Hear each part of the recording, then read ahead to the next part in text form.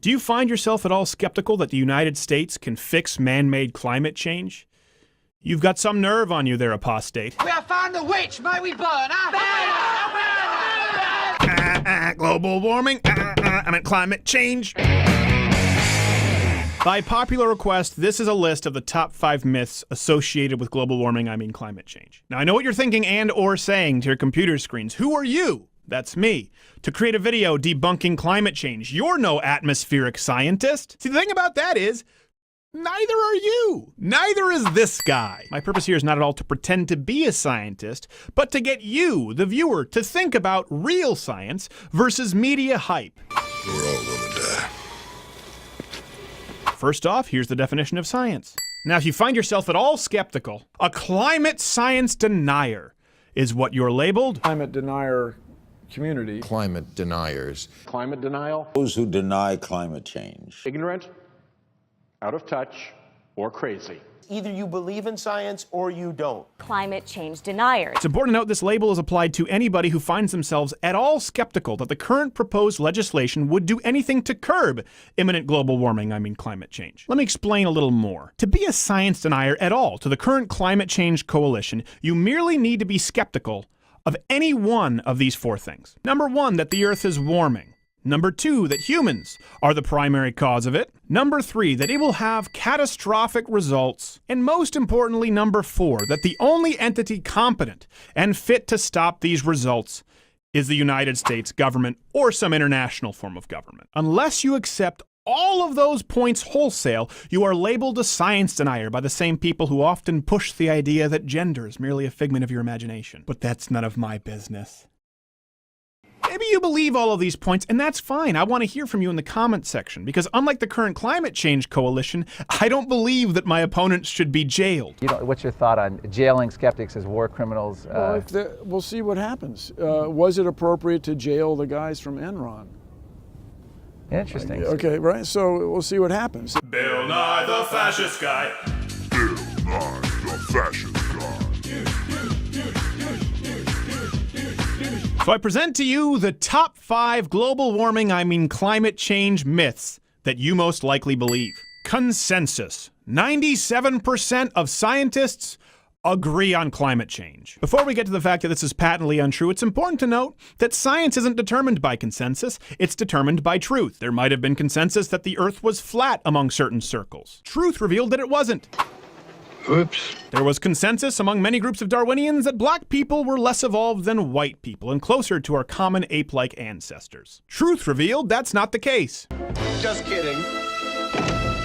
Right away, the biggest argument used has gotten us away from actual science. But even this argument is false. The 97% statistic first appeared in 2009 in a study by University of Illinois master's student Kendall Zimmerman and her advisor Peter Doran. It was a 2-question survey, and only 5% of people who answered, a little more than 150, were actual climate scientists. The 97% comes from an even smaller subset of people, 79 people who were self-professed climate scientists, with over 50% of their research being conducted on the subject of climate change. So that 97% first came from 70-something scientists who agreed that the Earth's temperatures have risen since the 1800s and that humans are likely a contributing factor. People used this number and ran with it. Meeting is adjourned. When evidence was wearing a little thin and people started questioning it, in 2013, Australian blogger John Cook and his buddies reviewed some abstracts of peer-reviewed papers published from 91 to 2011. And what were his findings? Coincidentally, that exactly 97% of scientists, either explicitly or implicitly, made the assertion that humans were somewhat responsible for warming. Not even climate change, warming. His work was debunked as crap. Back off, man.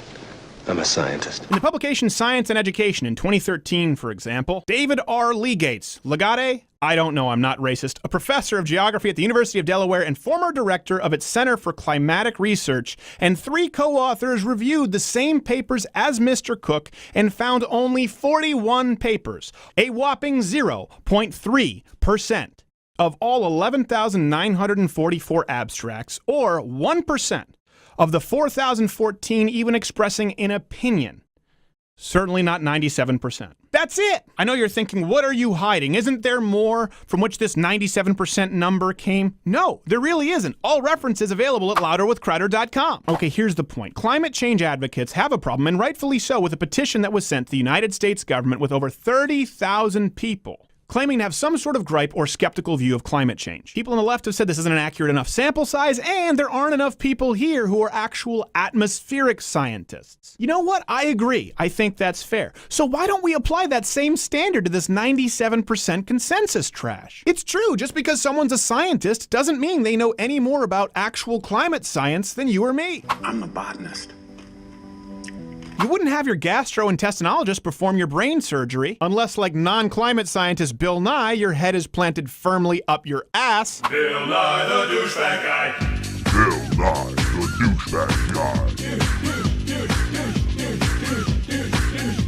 guy. I'm not even saying that most climate scientists, particularly those in a public dole, wouldn't say that climate change is an imminent threat and humans are the cause of it. My point is that just because someone says there is consensus, it doesn't absolve you or them of critical thinking. If you can't make the case as to why climate change is a catastrophic threat and man-made, you have no business citing some arbitrary number of which you don't even know the original source. By the way, who are these top climate scientists, like the head of the Sierra Club, referencing? How is it incorrect?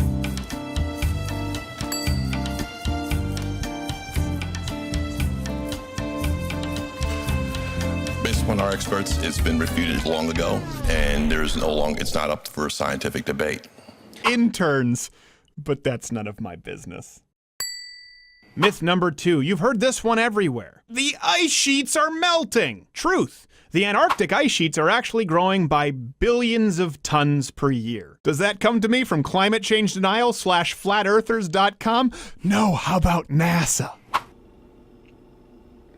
According to the new analysis of satellite data, the Antarctic ice sheet showed a net gain of 112 billion tons of ice per year from 1992 to 2001. So where does the myth come from that the ice sheets are melting? The net gain being the key words, slowed down to only 82 billion tons of ice per year between 2003 and 2008.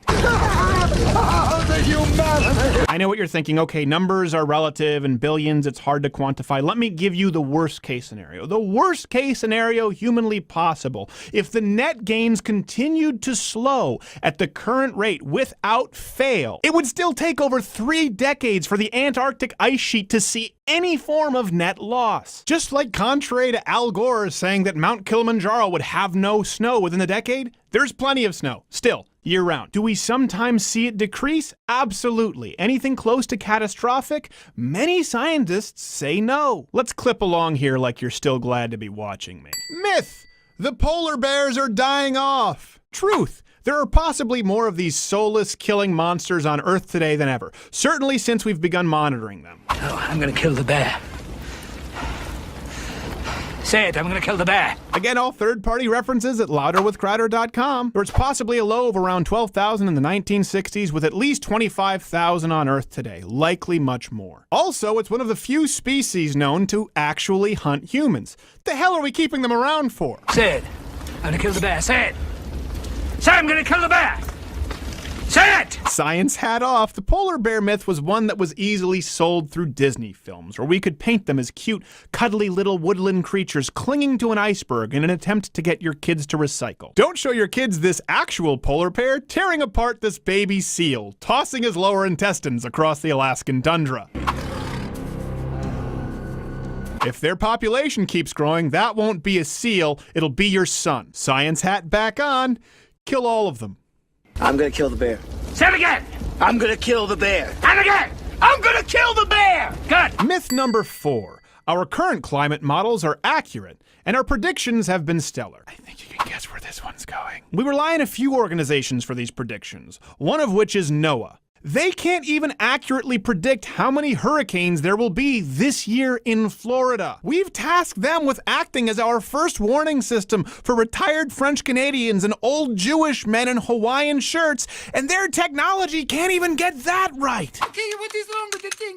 Oh, me, it's not working. It's a yummy night. From ClimateGate to more recently, over 300 scientists are imploring lawmakers to investigate NOAA. Because on record, NOAA scientists upwardly adjusted temperature readings taken from the engine intakes of ships to eliminate the hiatus in global warming from the temperature record. Oh yeah, by the way, they call that the pause. Yeah, by the way, there was a complete and total dead stop to all global warming for over 15 years, and rather than readjust their models, current climate scientists employed by your tax dollars simply chalk it up to being the pause. Yeah, well, you know, that's just like your opinion, man. Where else does this occur in scientific research? Gosh, that groundbreaking cancer drug treatment, we were wrong. For over 15 years, it helped nobody at all. Matter of fact, it might have even given some people cancer. We'll just call it the break. Maybe it's because of this kind of science and the idea that if you're skeptical at all, you're simply a science denier that's led to so many predictions being wrong, including, by the way, nearly all of the predictions made in Al Gore's Oscar-nominated An Inconvenient Truth. Nominated or did it win? Yeah, it won 2 Oscars. I want to die.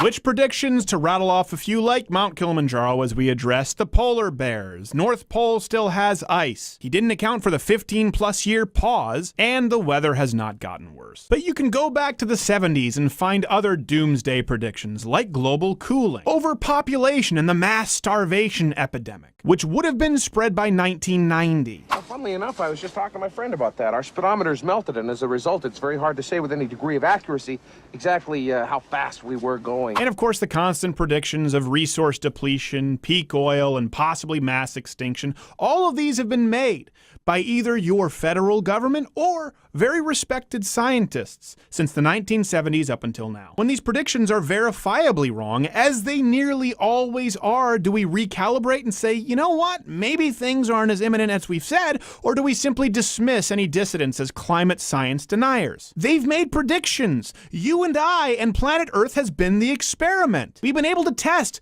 many times the hypothesis, and in many instances, it was wrong. Well, yeah, I could buy that, sure, I guess. You would know better than us, especially since we got a melted speedometer. Abandoning that and moving the goalposts? That's the definition of being anti-science. But again, if you disagree with me, that's great. I think this discussion should take place. I'm not trying to jail you. Again, check all the references at louderwithcreditor.com. Look at the source predictions, and then observe the results. Many of these climate scientists wanted you to believe that even as early as the 1990s, the Earth would be like this. But really, it's been like this. Sunshine, lollipops, and rainbows, everything that's... Matter of fact, one of the most often cited predictions from 2007 in the BBC by Professor Wisław Maslowski, I don't know how I pronounced it, I'm not racist, he predicted that the ice caps would be entirely melted by 2013. When it didn't happen, did they admit they were wrong? No, they just said actually it's going to happen in 2016. That's when the Earth's going to be like this.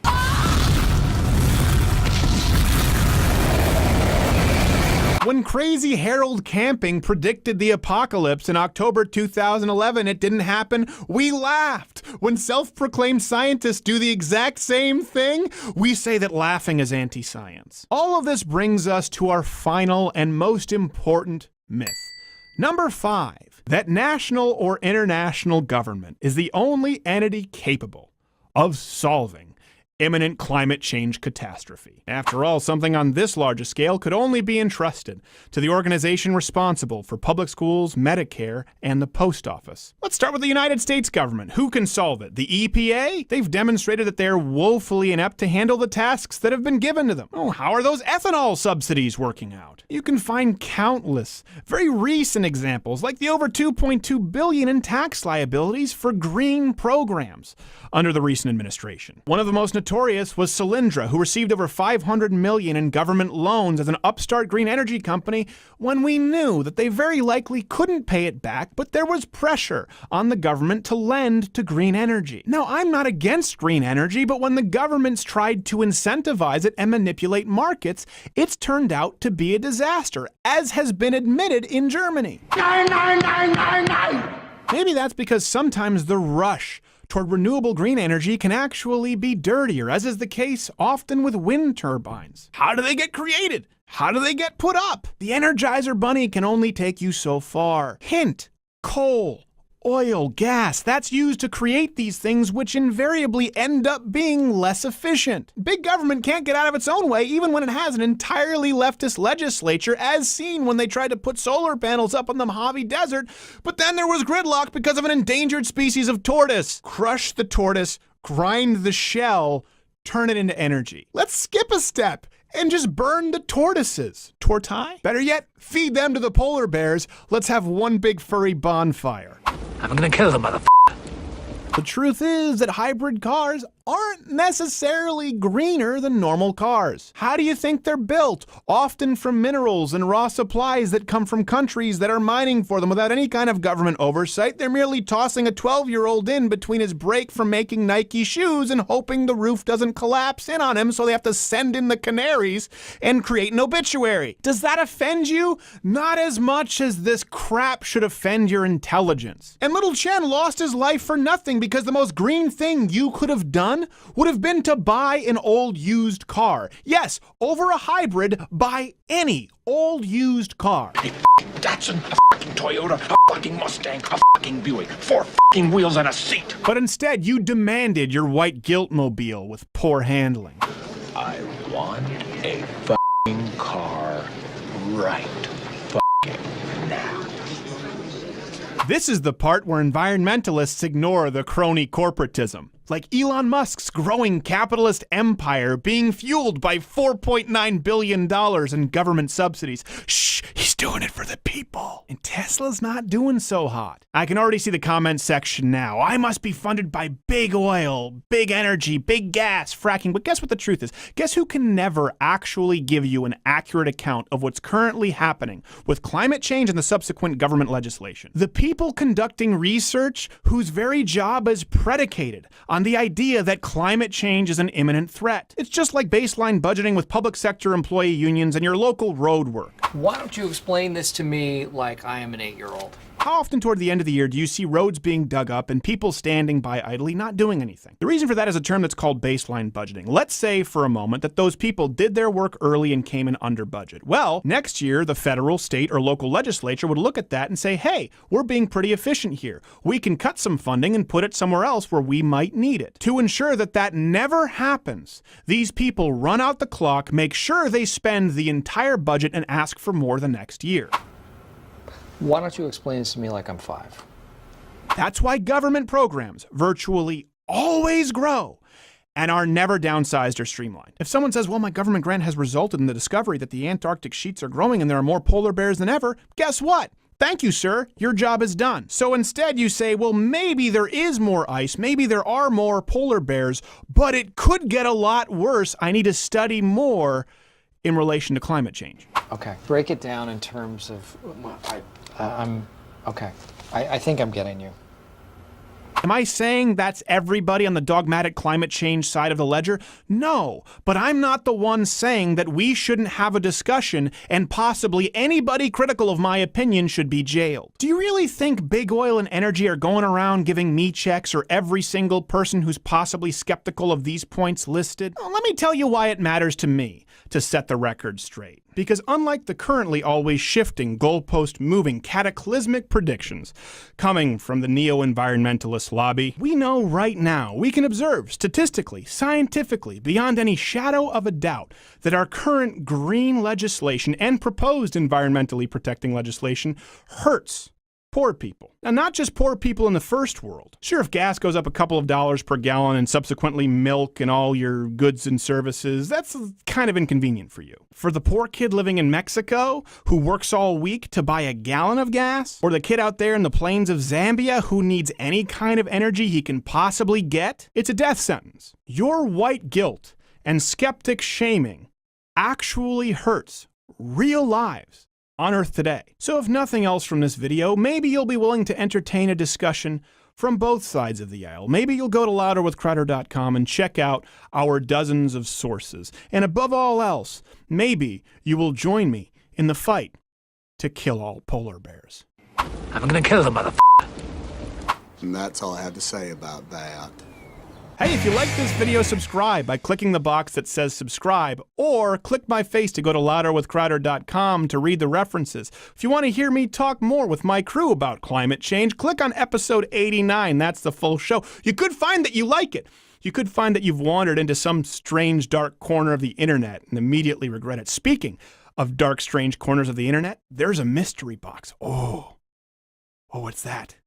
Click it and find out. I dare you. What are you, a mystery box denier?